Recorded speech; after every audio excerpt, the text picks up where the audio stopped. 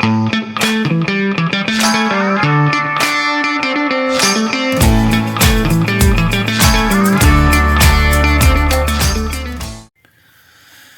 again.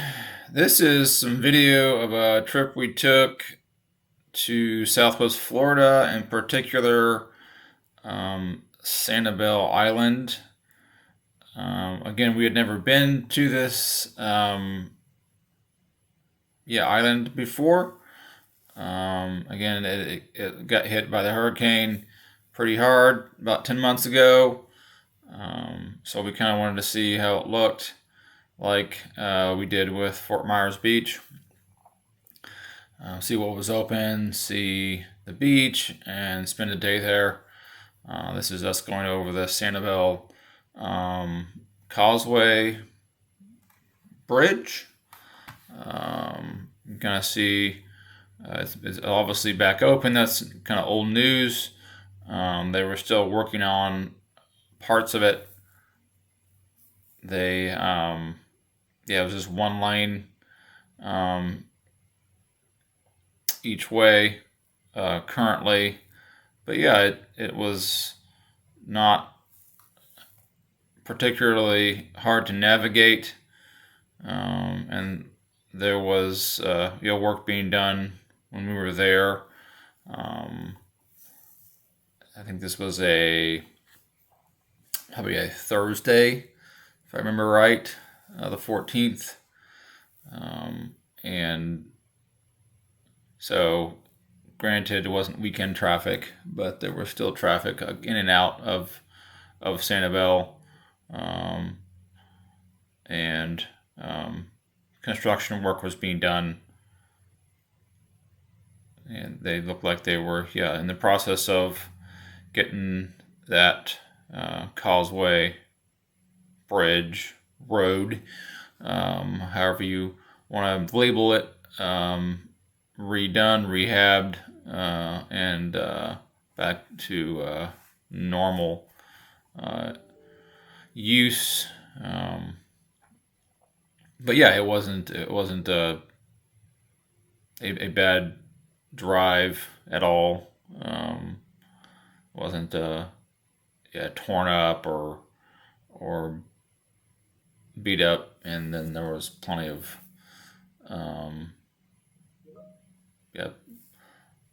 things being done to it. So there was, as you can see, there's some slowdowns here and there, but it wasn't like they had blocked it off, or there was even bikers, as you can see up here, that were taking that whole causeway trail, and they felt safe doing that. And here's more inland on that causeway road. So as you can see, they're still being rebuilt, much like Fort Myers Beach. I think right as you got into Sanibel, I remember seeing I don't know if it's up here or not. It's somewhere along this causeway road until we hit Periwinkle, a Dairy Queen, kind of like an old, probably original Dairy Queen that unfortunately had not made it. But it wasn't open, at least at that time. But we ended up going to here's us turning on at Periwinkle. And so the roads were clear and open. There was no debris. They were in good shape. There was places open, again, hit and miss. Again, a lot of the places in Sanibel seem to be not right on the beach.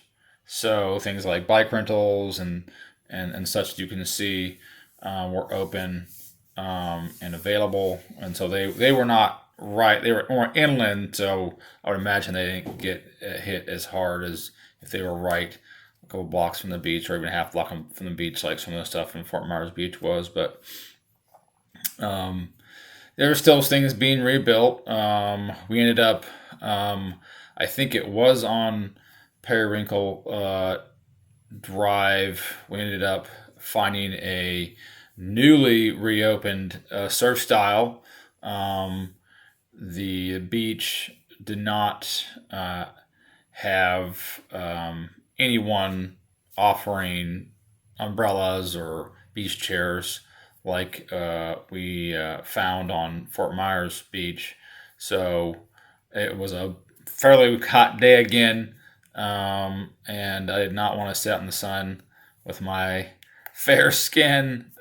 So we ended up, going to that surf style and spend some money there on some beach chairs and umbrella. So this is us walking from the um, parking lot at the Tarpon Bay Beach parking, which is a bit of ways. It's not a bad walk. So you can these bathrooms were open. All this area was all cleaned up and open for business, or if you will, open for visitors. So the parking was plentiful. Didn't have a problem finding parking. About 10:30 we were there in the morning. They You just walked up and there was a little QR code you scan, and you I think you paid for by the hour, and then you can sign up to have them text you if when your time was running out, and you could like renew for more hours if you wanted to stay. So it was a pretty easy little way to get it get parked, and it wasn't super confusing. I think it was like $5 an hour, maybe. Um, Here's some of the condos and or hotels that were right on the beach, or at least Tarpon Bay Beach, that were obviously not occupied yet. Um, but the beach, when I forgot to mention this in the Fort Myers video, was both the Fort Myers Beach and this Tarpon Bay Beach on Sanibel was clean. There was no debris or sharp objects. I know there was signage saying that there might be that from just all the hurricane debris, but there was nothing. It was completely safe, um, there and clean. And there we never found, walking up and down both beaches, never found any sort of indication that there was any dangerous debris that was sticking out of the sand or being left there. So anything like that had been definitely cleaned up. Now, if you dig deep and be into the sand, you might find something, um, but yeah, where the public access was, I mean, we didn't find anything like that. So I was just kind of looking down the beach. There was people there, and enjoying the day already in the morning, and they continue to come throughout the day, but you had a lot of space to spread out for sure. Again, Thursday, and the fact that they're just might not be as much interest in coming here with not a lot of services open. But there was restaurants we could see that were open inland, like Dock Forge, I think, was open again. I believe it's a fairly popular restaurant. The water was really clear. Again, it was a warmer time in Florida there, so the water was warm. But again, we're from the Midwest. We're gonna jump in the water, have a good time. I mean, this again, we had never been to Sanibel, so the shelling was just pretty cool. Walking out and find shells all over the place, sand dollars, just tons and tons of shells. This is later on in the day, just kind of looking out down the beach. You can see kind of some of the folks who've kind of moved on, but beautiful clear water that you could walk out quite a ways and still be kind of waist height, as you can see from the beach. Don't know again if that's normal for this time of year or this beach, because we had never been. to this beach, and so, or if this hurricane had pushed in a bunch of sand to um, make it that shallow. Occasionally there would be these sandbars that would, yeah, even you could be in yeah, even ankle deep water. So here's us kind of walking along, looking at yeah, all those shells. I mean, just like, yeah, it's like kind of like a shell carpet on the beach there. For those who've never been, it's cool. So yeah, if you ever you have kids that want to go, forget like finding one or two shells over over on a beach. I mean, you're in shell overload. I mean, you're just everywhere on the beach, in the water. So yeah, Sanibel's well known shelling location. So there are people there doing a lot of shelling, finding some neat stuff. I will say, as a public service announcement, do not take live um, crustaceans or sea life with you. We found a number of these shells. She's kind of pointing to one of them um, that had living organisms in it. Don't take that. Don't take a living sand dollar. That, yeah, leave that in the ocean. Leave that on the beach. Take Yeah, check your shells. Make sure that they're empty. Plus, you just don't want that. Take that and take it back and have that living organism die, and it stinks and it's messy and you have to clean it out. And so, but overall, yeah, leave that stuff in the ocean when you're shelling is just a good practice. So, but yeah, this is later on the day where there was just very little people at all. So we had kind of beach to ourselves, besides a couple people, and um, here about 4:30, just kind of walking along. Yeah, just finding some shells there. I don't know if that shell had something in it or not, but um, yeah, I know it had another shell stuck in it. I think we ended up keeping that one. But yeah, there's some wildlife there. They obviously liked the fact there wasn't a lot of folks there, so they were out trying to get some food or whatever. Uh, so they let us come up pretty close to them before they kind of scampered off. But all these condos, obviously condos, hotels, uh, motels, whatever they might have been, yeah, were hit severely hard, of course, with the hurricane. So they were not occupied. I don't think any of them were being worked on, that I could tell or hear. And they might just be tear downs. Some of them could be because they were just, yeah, it's just concrete, yeah, like skeletons. So, but yeah, it was all along this area of Tarpon Bay Beach. Yeah, these are all just yeah, empty. So not sure. Hopefully they do rebuild and they can get back um, reopened and reoccupied. I know in the surf style, talking to some the ladies that worked there, they said they had, I think their family, maybe husbands, have been working on some Airbnbs, and they just opened up their fourth. So where there is lodging, I think more private, non-commercial lodging, that is being opened up on the island to stay if you want, but it's more inland. But yeah, if those haven't been, Tarpon Bay Beach is kind of all right in the middle of, um, not quite the middle, but near the middle of the island on the Gulf side. Um, and so, um, yeah, this yeah, it was a nice day. We just hung out, and um, I think we packed a lunch. Not knowing if anything was going to be open over there, and not really wanting to jump back in the car and drive um, to somewhere. So just kind of pack some food in a little cooler, and like I said, we purchased an umbrella and beach chairs that we ended up leaving at our Airbnb up in Fort Myers for future uh, future visitors.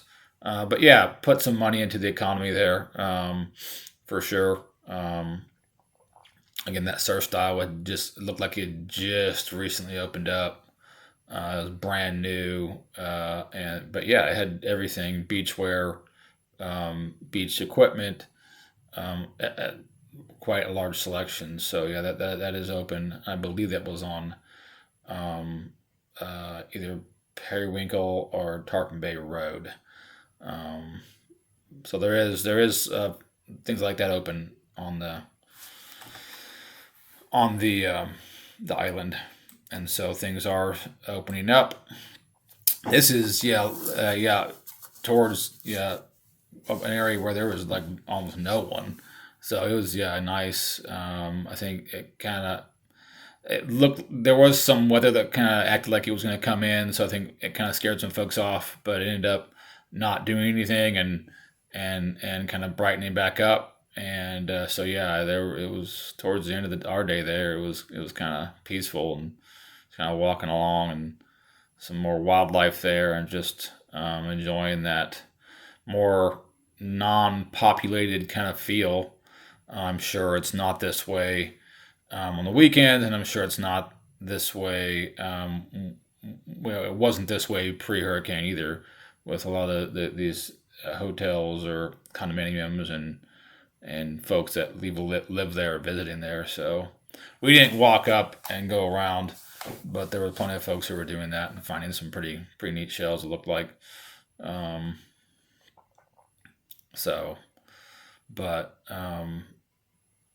and I will say the parking for this was. I think I ended up like missing the text saying, "Hey, it's ending," so I ended up going and like by a half an hour or 45 minutes. So I kind of freaking out because there was some crazy fine they had said that if you would get if you didn't have paid parking. But so I went and back on and reserved it for another maybe hour, 2 hours. After I noticed it was expired on the online, and I didn't end up getting ticketed or anything, and there was nothing that I could tell that had happened, so that was nice. But yeah, the parking situation was um, yeah, it was fairly easy to navigate for paying for it and then renewing it because we decided to stay a little longer than we had paid for. So this is just kind of walking out in the water, um, enjoying that Florida coast. So once again, I encourage you to go to Sanibel. It's safe. There are things opening up. Great beach, great shelling. Spend your money there, and just visit and keep that economy going, so they can get back to getting more businesses open. And yeah, we'll see. Next time we're there, you have some of these lodging slash properties are open. Again, we didn't see the whole island by any means, but um, yeah, we enjoy our time. So thanks for watching. Thanks for sharing this time with us, and have a great day.